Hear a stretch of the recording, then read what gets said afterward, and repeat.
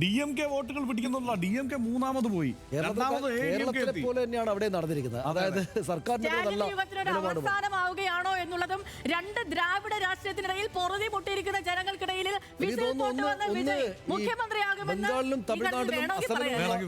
ബംഗാളിലും തമിഴ്നാട്ടിലും അസമിലുള്ള വിവരങ്ങൾ കിട്ടാൻ വേണ്ടിയിട്ട് ഒന്ന് രാകേഷ് കിട്ടിയാൽ നന്നായിരിക്കും. ഈ ഘട്ടത്തിൽ ഒന്ന് പറഞ്ഞു പോകേണ്ടുന്ന ഇതുണ്ട്. എങ്ങനെയാണ് അതിന്റെ ഒരു വലിയ മാറ്റമാണ് എല്ലായിടത്തും. ബംഗാളിൽ BJP മുന്നേറുന്നു 82 സീറ്റുകളാണ്.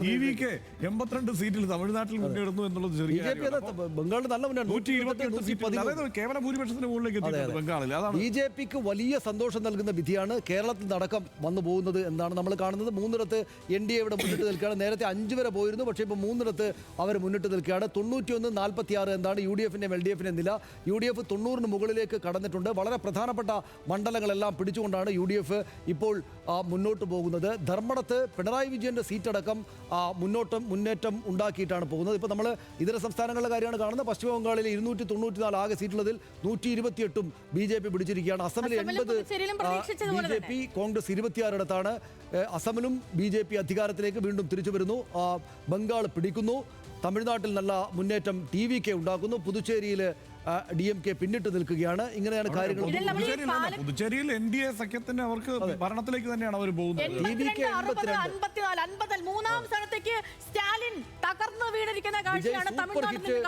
വിജയ് അദ്ദേഹത്തിന്റെ ആദ്യത്തെ ഇന്നിംഗ്സിന്റെ സൂപ്പർ ഹിറ്റ് ആക്കി എന്ന് തന്നെ ഉറപ്പായിട്ട് പറയാം. അദ്ദേഹം മുഖ്യമന്ത്രി ആയാലും അതിലേക്ക് എത്തണമെങ്കിൽ പക്ഷേ കുറെ കൂടെ കടക്കണം.